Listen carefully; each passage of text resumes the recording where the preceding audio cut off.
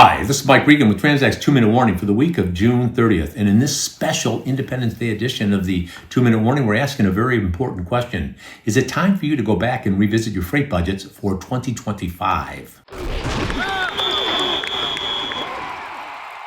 Folks, it doesn't take Mike Regan to let you know that there's a lot of stuff going on in the world. Now, some of you have been calling and asking, and can you help us understand how some of the things we're seeing could potentially impact our freight costs and supply chain activities for the remainder of the year? Now, what makes that unusual is normally when we get to the halfway point of the year, people start asking budget questions about the following year. What will 2026 look like?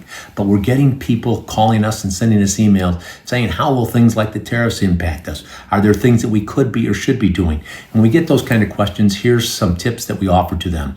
First of all, you need to create buckets that represent the activities that are going on that could in fact impact your supply chain and your freight costs. Right now, we're seeing 5 different buckets that you need to pay attention to. Bucket number 1 is the tariff situation. Will it be ruled unconstitutional? Ruled unconstitutional with other provisions that they can put in effect, like those Section 122 tariffs.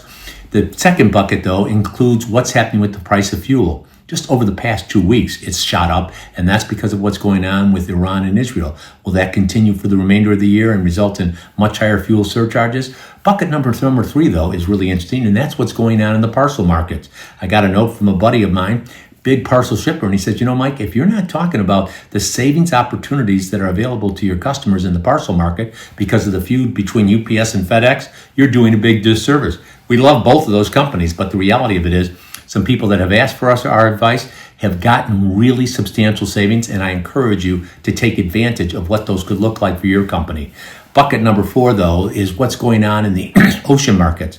Who knows what's going to play out in the ocean market based on the import-export activity? Will ocean rates, container rates, go back to the 2,000 to 2,500, or will they go to 8 to 10,000? And item number 5 is what's going on in the LTL and truckload market.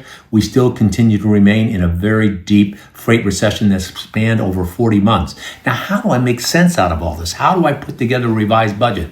Well, the first thing you do is you look at the different scenarios, and then you basically play plug and play. Under scenario A, here's how tariffs, fuel surcharges would affect us.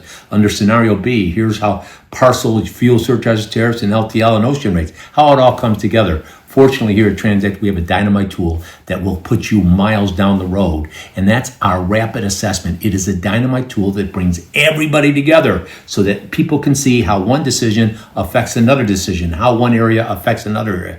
You have to talk to us about this tool, and if you're interested in learning more, just send me an email, give us a call, because with each and every 2-minute warning, we're here to remind you, we're on your team, here to help, passionate about seeing you be successful.